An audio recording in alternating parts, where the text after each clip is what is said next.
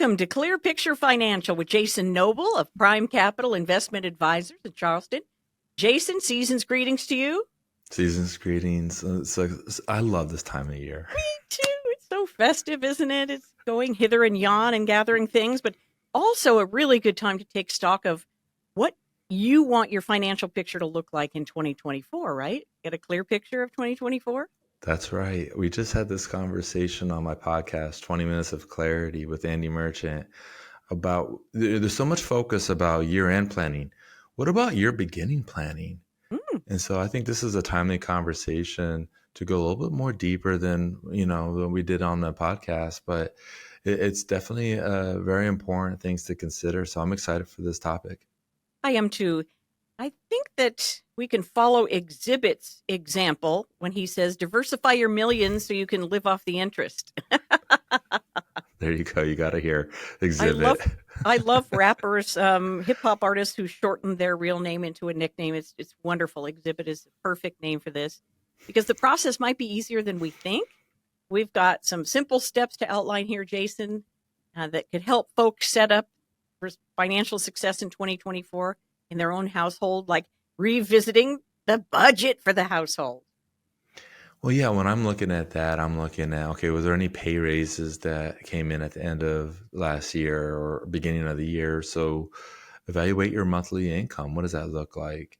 And then I would have you do a review and scrutinize like your fixed and variable expenses that are on a monthly basis. You don't have to get down to the pennies, just move in that direction so you can see and prioritize your financial goals for 2024. And I would even say 2025. There's some bigger goals that I have with my clients that it's going to take more than 1 year for us to accomplish. Like for instance, one of my clients, they want to really get a mountain house. They love Oh, living near the beach, but now they want to be near the mountains. Well, taking a look at their finances and their cash flow and all the things that we're looking at in order to accomplish this goal, it's going to take 2 years for them to get to that point for a sizable down payment, making sure that they have the cash flow to sustain that goal and not offset their overall financial life. Right. And then last but not least, I would just go reassessing your budget. I just think it's so crucial, especially with persistent high inflation that we're seeing. And it's just requiring adjustments for essential living like groceries and gas. But those are the things that I'm going to say on that side. Last but not least, I always think there's like one more thing I could share, right? yeah. Is no one's surprised that the holidays are at the end of December. No one's surprised by that. But something that my wife and I found just where my mother loves to get the Christmas list in like October for the Oh, kids. And so, for as parents, we're like, October, we're still trying to get to like Thanksgiving. hmm. But we would send her like some of the toys and the things that the kids are looking for. Well, what we have found is over the last few years, like Amazon, we would see the prices go up in November and even in December for the same toys that my mom was buying in October. So we started doing that. We started buying the gifts in October so then we could get a reasonable price point. Now, take that as like one example, but like we're not surprised by birthdays. We're not surprised by holidays. So we have like a budget that we want to line out for those different things. And we're also looking at, okay, we want to take this many trips this year with our family. And I say trips, that means we take the kids with us. And then there's vacations. That's when the kids stay home, right? Yeah. Now they're not home alone, okay? No, We don't no, do now. that. We got in-laws and we got babysitters and stuff. But like we got those vacations as well. What do we want to spend on those memories and those experiences? So just don't look at all the negative stuff like, oh, we got to look at our food budget. That's what Jason said. No, what Jason's also saying, right? I'll get out of third party mode here in a moment, is taking a looking at those life ambitions that you also have and Mhm. start putting a plan towards those. Sure. And one thing certainly for going forward in the next couple of years, and we can touch back on that couple that you mentioned, they want to buy an additional home, but Mhm. not at the cost of hurting the emergency fund. Got to check your emergency fund, right? Well, yeah. I mean, as they are looking at purchasing a home over the next 2 years, we still need to make sure we have sufficient funds in place for the unforeseen circumstances that we just call life here in the office, right? If you ever want to make God laugh, just tell him your plans, right? That's so true. It's so true, Jason. So that's why we need to have the emergency funds to serve as that safety net during these uncertainties. And you want to aim for 3 to 6 months of really your living expenses. How much are you Mm, spending on a monthly basis? mm, Take that and multiply that by 3 or 6, right? Now, if you have a very volatile income or you work in an industry that is very volatile in this mm, economic environment, hmm going from 6 to 9 months would be a prudent decision to make. Like I've never had anyone ever complain like I got too much money in cash mm. when the market or their job is under threat. I mean, I had a meeting just earlier this week where their company was offering voluntary layoffs and severance packages. And you want to talk about a very important, serious decision. We needed to make sure that we made the right decision, but then emergency funds came into play to help them bridge the gap in the pay cycles. And it's not going to be a long Wow. gap, but still they have that money in the kitty to pull from. And, you know, we have a cash management account that is yielding over 4.5% today as the time that we have this conversation. Hmm.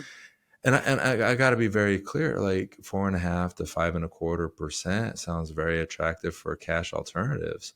And it is, but the interest rate environment is subject to change next year. That's going to be the bigger focal point. 2024 is what's going on with interest rates from an investment perspective. But you can't control or influence the interest rate environment. There's other things that you can control, and that's what we're going to focus on with the rest of this conversation. Very good. Very good. And tackling your debt, proactively getting after the debt. Because I know you talk to your pre-retirees and people in retirement. You got it. Some people you even say don't go into retirement with any revolving credit card debt. Well, especially with credit card debt, with the how high that interest rates are. Oh my goodness gracious! Um, but let's say you're getting like a year-end bonus or a raise. How can that go into your cash flow or to your debt cycle? Hmm. Right? You could even look at consolidating remaining debt for potential interest rate reductions. You got to measure 3 times cut once on that. And the reason why is because that reduced rate will be like a teaser rate for a certain period of time. So can your cash flow allow you to pay that off before the rates reset and go to an astronomical limit? Hmm. And then last but not least, and I don't have my prop with me, sorry, Jackie, but call the credit card company and say, I want a lower rate, and take scissors and start saying, I'm going to cut up this card and start snapping those scissors near the phone. They will start freaking out a little bit and they'll go, okay, I could get you this rate. That'll be the last ditch effort, but it is something worthy of considering. Wow. I like your tactics there, Jason. That's a very good idea. Make sure that we're on track with our goals. We talked about that at the beginning of the segment because you do have and counsel people. You are qualified to counsel people through these financial decisions. Oh my goodness, with 20 years of experience, CFP, RSCP, I better be qualified, right, to have these Yeah. kind of conversations.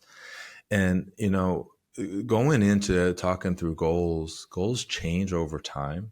Mm, And there's could be things that are internal forces and external forces that change those goals.